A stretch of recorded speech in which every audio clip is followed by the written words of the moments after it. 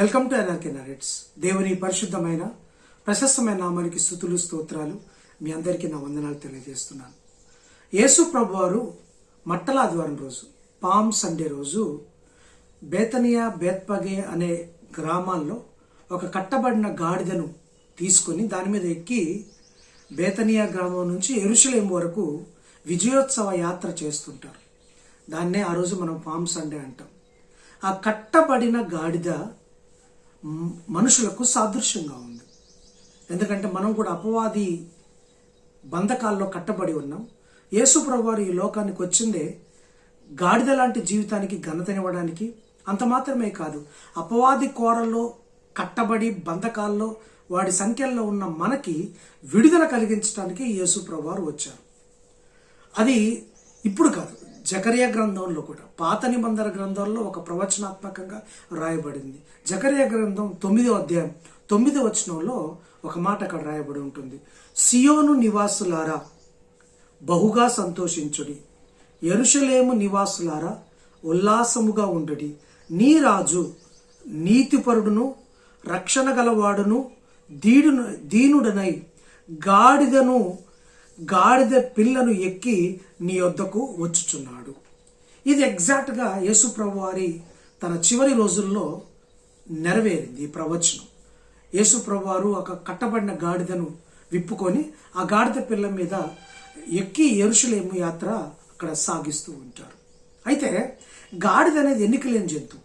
గాడిద అనేది ఒక రకంగా చెప్పాలంటే అపవిత్రమైన జంతువు. అపవిత్రమైన లేకపోతే ఎన్నిక లేని మనుషులకు ఘనతనివ్వడానికే, లేకపోతే మనుషులను ఎక్కువ చేయడానికే, మనుషులకు మహిమ ఇవ్వడానికే యేసు ప్రభువారు ఈ లోకానికి వచ్చారు. అయితే గాడిదకు ఘనత లేకపోయినా గాడిదకు ఒక సూచన ఉంది. పూర్వపు రోజుల్లో ఒక రాజు గనక గుర్రం ఎక్కి సవారీ చేస్తే అతను యుద్ధానికి వెళ్తున్నాడు, ఒక రౌద్రంగా ఒక పౌరుషంగా ఉన్నాడు, రణక్షేత్రంలోకి వెళుతున్నాడు అని ఒక సిగ్నల్గా ఉండేది. అదే రాజు గనక గాడిద ఎక్కి సంచరిస్తే, గాడిద ఎక్కితే అతను శాంతి కోరుకుంటున్నాడు, శాంతి గలవాడుగా ఉంటున్నాడు, పీస్ కావాలనుకుంటున్నాడు, రాజ్యంలో పీస్ కావాలనుకుంటున్నాడు. అంటే ఎదుటి రాజులతో యుద్ధాన్ని కోరుకుంటే గుర్రం మీద వెళ్ళేవారు, శాంతిని కోరుకుంటే గాడిద మీద వెళ్ళేవారు. అంటే ఘనత లేనిదైనప్పటికీ గాడిద మీద ఎక్కితే ఒక సూచనగా ఉండేది. అయితే యేసు ప్రభువారు మట్టల ఆదివారం రోజు గాడిద ఎక్కి యెరూషలేముకి వెళ్తున్నారు. అయితే యేసు ప్రభువారు ఈ లోకంలో రారాజుగా వచ్చారు. కానీ రాజు యుద్ధం చేయటానికి కాదు ఈసారి వచ్చింది. ఆయన మొదటిసారి వచ్చింది యుద్ధం చేయటానికి కాదు, ప్రేమను నెలకొల్పటానికి, శాంతిని నెలకొల్పటానికి, మనుషుల్లో ఆ కోల్పోయిన ఆ శాంతిని, ఆ యొక్క భాగ్యాన్ని ఇవ్వడానికే యేసు ప్రభువారు ఈ లోకానికి వచ్చాడు. రాజుల రాజుగా జయోత్సవంతో బేతనియా బేత్పగే గ్రామం నుంచి యెరూషలేముకి ఎందుకు వెళ్తున్నారంటే శాంతిని స్థాపించడానికి వెళ్తున్నారు. యుద్ధం చేయటానికి కాదు, రక్తపాతం చిందించడానికి కాదు, శాంతిని నెలకొల్పటానికి, ప్రజలందరికీ కోల్పోయిన శాంతిని అందించడానికే ఆయన యేసు ప్రభువారు ఈ లోకానికి వచ్చారు. అంటే ఇక్కడ జకర్యా గ్రంథం 9:9 నీ రాజు గాడిద పిల్లని ఎక్కి యెరూషలేముకు వస్తున్నాడు, సియోను నివాసులారా సంతోషించుడి, ఆనందించుడి, బహుగా సంతోషించుడి చెప్తున్నారు. మనం ఎందుకు సంతోషించాలంటే మనం మనపైన పెత్తనం చలాయిస్తున్న, మనపైన అధికారం చలాయిస్తున్న అపవాది అయిన సాతాన్ను శాంతి మంత్రంతో, విధేయతతోటి తన రక్తము కార్చి జయించారు. ఆయన మనకు శాంతిని నెలకొల్పారు, శాంతిని సమాధానాన్ని నెలకొల్పారు.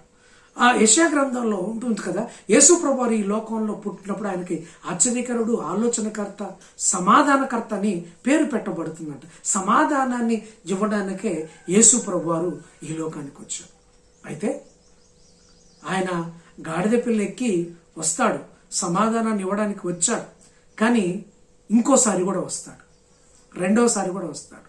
అయితే ఈసారి గాడిద పిల్ల ఎక్కి రాడు, ఈసారి గాడిదని తీసుకొని రాడు, గుర్రం మీద వస్తాడు. మొదటిసారి గాడిద మీద వచ్చి నీకు శాంతిని సమాధానాన్ని ఇవ్వడానికి వస్తే, రెండోసారి యేసు ప్రభువారు గుర్రం మీద వస్తాడు. ఈసారి యుద్ధం చేయడానికి వస్తాడు, తీర్పు తీర్చడానికి వస్తారు, మేకలను గొర్రెలను వేరుపరచడానికి వస్తారు, నీ నీతి క్రియలను బట్టి నీ సత్క్రియలను బట్టి నీకు తీర్పు ఇవ్వడానికి వస్తాడు. ఈసారి రౌద్రంతో వస్తాడు, పరలోక దూత సమూహంతో గుర్రాలపై ఆ దూతల పరిశుద్ధుల గుంపుతో ఈ లోకంలోకి వస్తాడు. ఈసారిగా శాంతి ఉండదు, ఈసారి సమాధానం ఉండదు, ఈసారి యుద్ధమే, ఈసారి తీర్పే, ఈసారి జడ్జిమెంటే. జయించిన వారిని తనతో తీసుకువెళ్ళేది, జయించిన వారిని, రక్షింపబడని వారిని, దేవుని ఎరగని వారిని, దేవుని ఎరిగే నీతి క్రియలు చేయకుండా తన ఇష్టానుసారం బ్రతికిన వారిని విడిచిపెట్టి తనలో ఎవరైతే నమ్మకంగా బ్రతుకుతారో వారిని తనతో పాటు తీసుకువెళ్ళడానికి ఈసారి రారాజుగా వస్తాడు. ఈసారి వచ్చేది గాడిద మీద కాదు, గుర్రం మీద వస్తాడు. సియోన్ నివాసులారా, ఇప్పుడు సంతోషించాలి, ఇప్పుడు ఆనందించండి, ఎందుకంటే నీ కోసం రారాజు గుర్రం మీద వస్తున్నాడు, రౌద్రంతో వస్తున్నాడు, నిన్ను కాపాడటానికి వస్తున్నాడు. ఈ మటలాదివారం రోజు నువ్వు గాడిద గురించి తెలుసుకుంటున్నావు కానీ గుర్రం గురించి తెలుసుకో. గుర్రం మీద రాజు ఎక్కాడంటే యుద్ధం ప్రకటించడానికి వస్తున్నాడు. అదే యుద్ధం అంటే ప్రేమ యుద్ధం. ఇక్కడ యుద్ధం, సపరేట్ చేసే యుద్ధం, జడ్జిమెంట్ యుద్ధం జరగబోతుంది. నిన్ను జయించిన వారిని తీసుకువెళ్ళే యుద్ధం, విడువబడిన వారికి శ్రమలు ఇచ్చే యుద్ధం, అది నిన్ను గొప్ప చేసే యుద్ధం, నిన్ను అధికారులుగా చేసే యుద్ధం. అప్పుడు ఆ యుద్ధానికి నువ్వు సిద్ధంగా ఉన్నావు. 2000 సంవత్సరాల క్రితం యేసు ప్రభువారు గాడిదెక్కి నీకు సమాధానాన్ని, శాంతిని అందించాడు. అతి త్వరలో యేసు ప్రభువారు గుర్రంపై రాబోతున్నాడు. దానికి నువ్వు సిద్ధమా? ఆ జయోత్సవాలతో చేయడానికి సిద్ధమా? రేపొద్దున పరలోకంలో కూడా ఈ ఖర్జూర వృక్షములతో రేపొద్దున జయించిన వారిని అక్కడ జయోత్సవాలతో అక్కడ ఊరేగుతాం. ఆ ఊరేగింపుకు నువ్వు సిద్ధమా? ఆ యుద్ధానికి నువ్వు సిద్ధమా? ఒకసారి ఆలోచించి దానికి సిద్ధపడు.